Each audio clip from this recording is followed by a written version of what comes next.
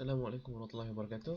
Hi, Hey, what is up, guys? Hi, Assalamualaikum guys. my name is Muhammad Faez Izzuddin bin Ibrahim. My name is Aiman Arif. So I'm Adha, and today my group and I will be presenting about the Philosopher's Stone or the Sorcerer's Stone, depending on the UK or the US version.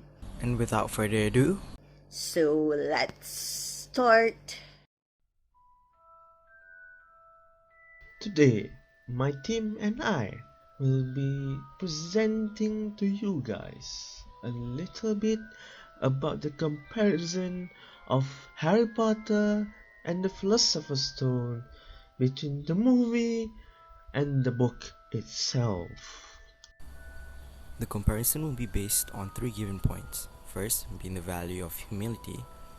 Second is the social class and ethnic tension. And the last two being good, evil, the eternal battle, and death and its meaning of life. So, without further ado, let's talk a little bit about the Harry Potter and the Philosopher's Stone, shall we? Harry Potter and the Philosopher's Stone is a fantasy driven story written by the famed British author J.K. Rowling. This, as the first movie and book in the Harry Potter series, marks the start of the adventures of Harry Potter, a young wizard who discovers his magical heritage on his 11th birthday, when he receives a letter of acceptance to Hogwarts School of Witchcraft and Wizardry. Harry is then brought to Hogwarts with the help of Hagrid, riding the train on station 9 and 3/4. Along the way, he then makes friends with Ron and Hermione. The story progresses with Harry unraveling the mysteries behind the Philosopher's Stone with the help of his friends during his first year at the school. Unknowingly, Harry is then faced with an attempted comeback by the one who shall not be named, the dark wizard Lord Voldemort, who killed Harry's parents, but failed to kill Harry when he was just 15 months old.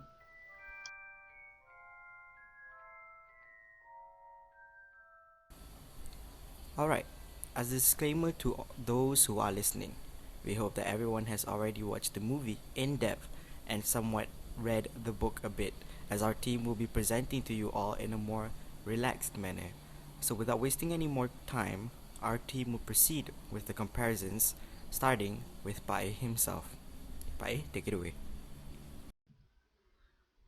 Okay, now I will be discussing with you an important part or something that we can learn from the movie. Now, we think that both the movie and the book has the same important quality or something that we can learn from. I hope you have read both the book and also the movie. If not, then Voldemort will be coming for you. Now, what I will be sharing with you for my part is humility. But first, let us hear a quote from a person you may know well.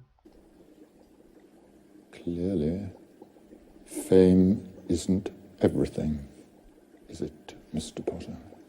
So that was Severus Snape.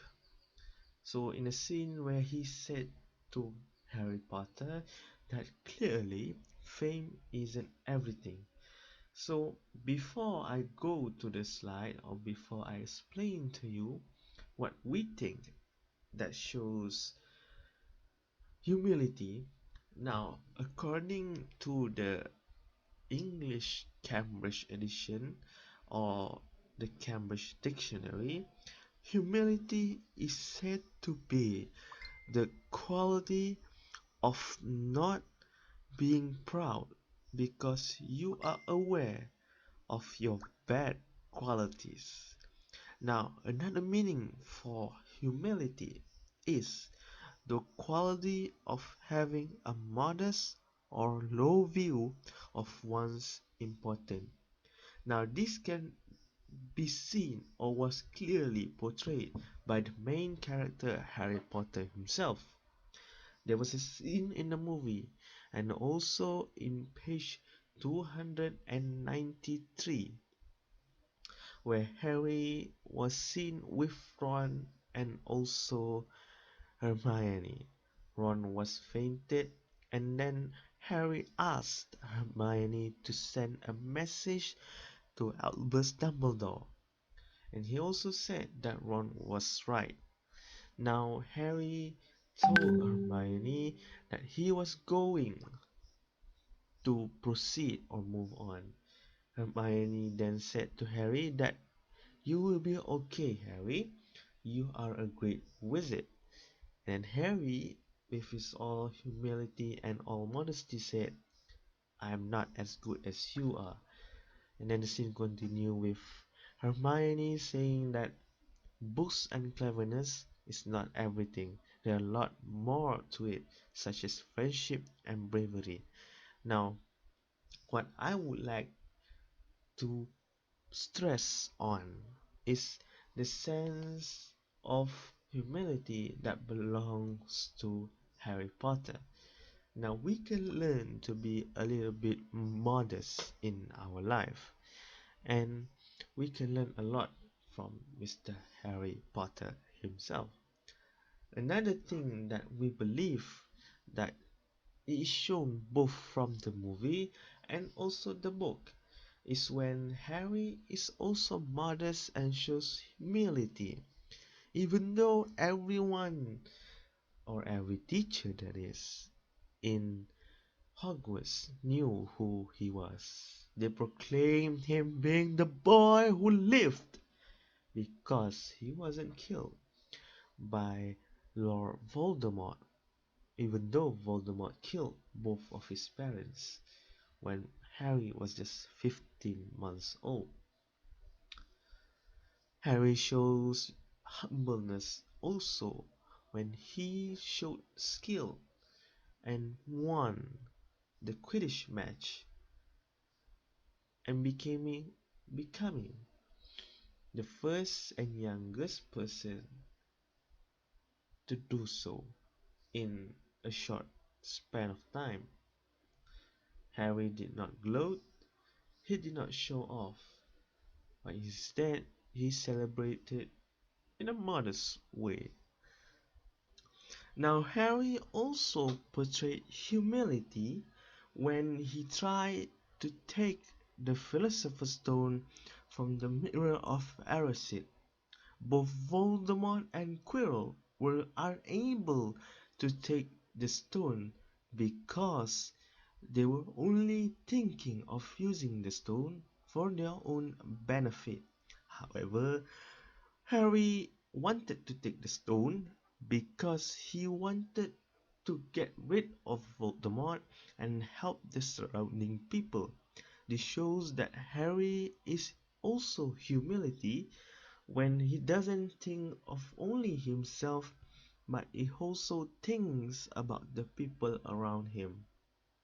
We can learn a lot from Harry Potter because being modest goes a long way from being a person or boy that never knew anything about magic to becoming one of the greatest wizards in history.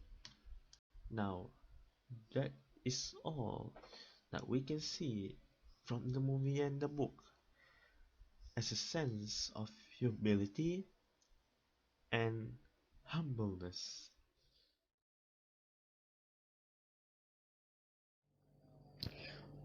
For social class and ethnic tension, in the books and the movie, in the book, Harry Potter and the Philosopher's Stone, and the movie Harry Potter and the Sorcerer's Stone, there are no differences in both the issues. So let's start with the social class first. Okay, so for the social class, I would identify that there are two social classes in the book and in the Harry Potter universe. One would be the blood trader and the pure blood.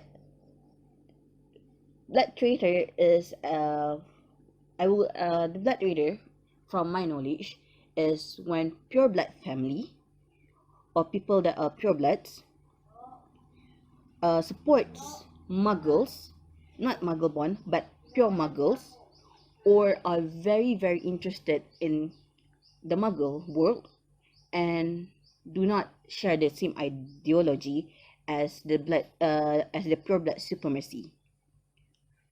The most prominent family or example of blood trader is the Weasleys, where they do not hate on the muggle, and also the fact that Mr. Weasley is very, very interested in anything related to the muggle world. And then there is the pureblood family. In the book, the most prominent one would be Malfoy.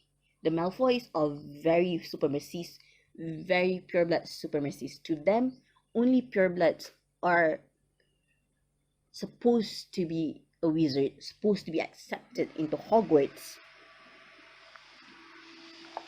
So the other one is the hierarchy of hierarchy itself, the blood heritage, your bloodline. Sorry, yeah, your bloodline, which they have 4 tiers. The highest would be pure blood, which means that both your parents are, I'm sorry, you have to be the third generation coming from both sides that are wizards. Half-blood would mean your parents, your mother or father. One parent should be a muggle, one parent should be a wizard, or one parent is a muggle born or a pure wizard. You will be considered a half-blood. And for muggle born is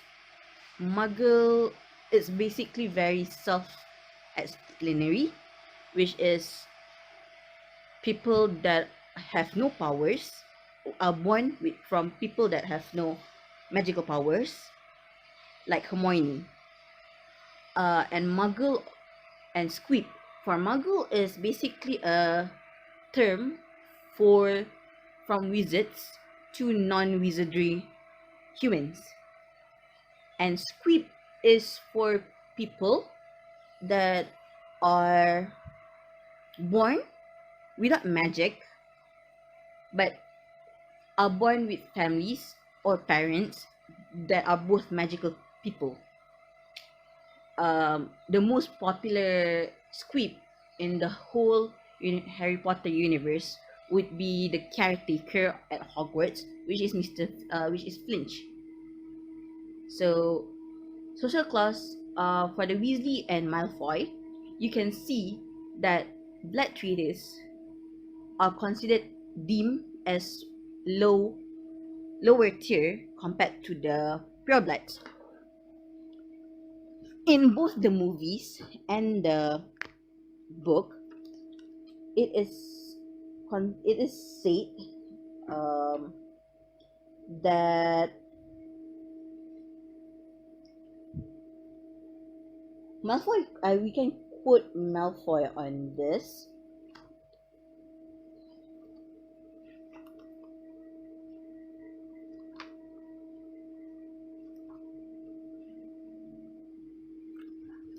He said in the book, in the physical book, it is page 81.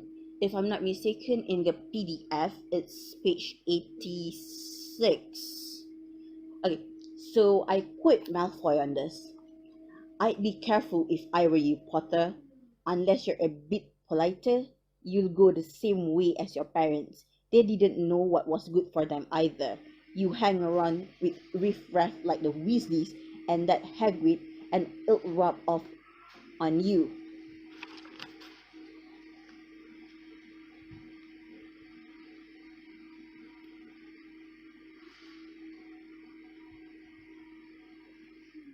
And yeah,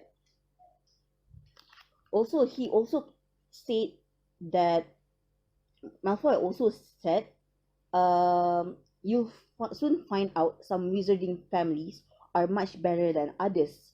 You don't want to go making friends with the wrong sort. I can help you there. This shows that to Malfoy and to most pureblood family, people that are muggling, that mingles or dabbles around with muggle are deemed inferior compared to them. As for the pureblood, half-blood, and muggle-born muggle and squib, it is also very prominent when in the book when Harry first met Malfoy at Madame Malkin's robe, where he mentioned about being a muggle-born and muggle-born should not be entered Hogwarts because to him, to Malfoy, being a muggle-born makes you less superior than a pureblood. Next is the ethnic tension. There are a lot of ethnic tension in the book and the movie, but I think the most point that stands out is the prejudice towards the Slytherin house. One of I in both the book and the movie, spoken different by different people. In the book, it was said by Hagrid about this when Harry asks Hagrid after his first encounter with Draco, which he learns about the houses, the House of Slytherin, Gryffindor, Hufflepuff, and Ravenclaw.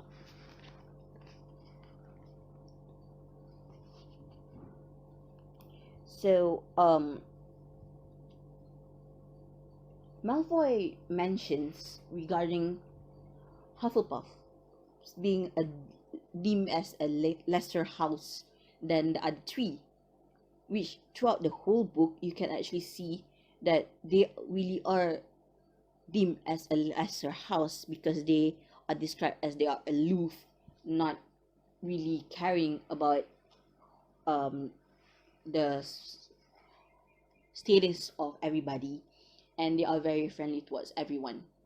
That is a That's basically a Hufflepuff definition.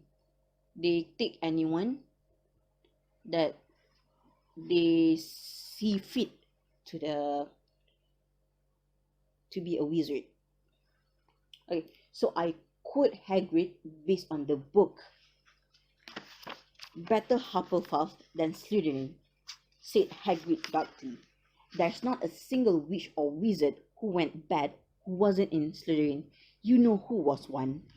That is what Hagrid said in the book. But this quote was said by Ron in the movie when they were first sorted into the houses. This was literally the same quote but said by different people. And then prejudice of pureblood supremacists. Like I said previously in the social cause point, purebloods are very supremacist towards other blood heritage. To them, only purebloods are deemed to be accepted into Hogwarts. This is actually the reason why Voldemort himself started the revolution. I think it's not a revolution. It's just that the movement. That is the aim for the whole killing spree for Voldemort. And To me, this is a very similar part with the cleansing of Jewish people, the Jewish, that was done by Adolf Hitler, which when where Adolf Hitler sees the Jewish as a lesser being, and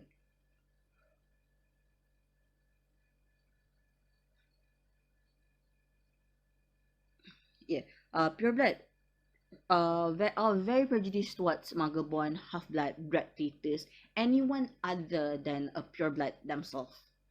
It's very, very prominent in the whole book series. If you actually read and watch, if you actually read, watch the movies, read the book, you will see it's a very, very, very big part of the whole book series. So yeah, that is um what that is all for the social class and ethnic tension. So I will pass to the next person to talk. I will pass to Aiman to talk about good and evil, the eternal battle, and death and its meaning of life. So hey, let's move on to the good and evil, the eternal battle. So I will be explaining this part and as well as death and its meaning of life. It will be quite brief because it's basically it's an overall view of Harry's points within only this story, because we're basing off this and we couldn't base it off the other books, right, or the other movies. So if we're talking about good and evil, the eternal battle, to me, to us, we think it is just the beginning of what there is more to come. Within the story of Harry Potter and the Philosopher's Stone, it is apparent that there are such things as the dark forces, and there is people out there that are trying to kill the main character, Harry Potter. This can be seen from a lot of things. Number one is the chaos of the roaming throne within Hogwarts. Things like that normally don't happen. There was also an attempt of murder when Harry was playing his first Quidditch match against Slytherin, where he was actually getting jinxed by none other than Professor Quirrell. When Harry was faced with the challenge of trying to find the Philosopher's Stone, he was found surprised when he saw Professor Quirrell, not Professor Snape. More to that is that Harry becomes more shocked after seeing Lord Voldemort's face attached to the back of Professor Quirrell's head.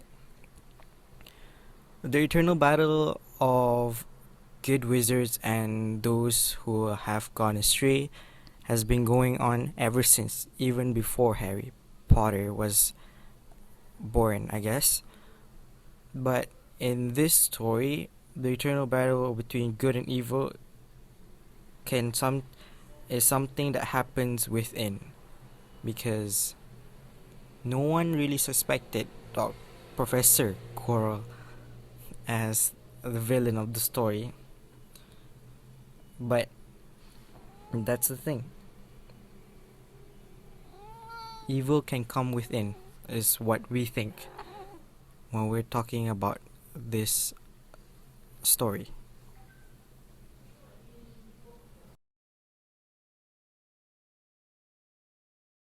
Okay, now let's move on to death and its meaning of life.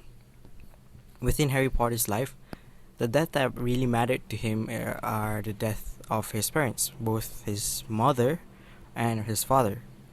especially the fact that his parents sacrificed themselves to save him, and on doing so, also cursed Lord Voldemort in the process. So, we were discussing about death and its meaning of life. We didn't know what it means, but we're guessing at it as if like certain death can be I won't say a start of something new, but it is as of it's like a resolution after someone else's death. Some people can fall into deep revenge, but Harry surprisingly didn't.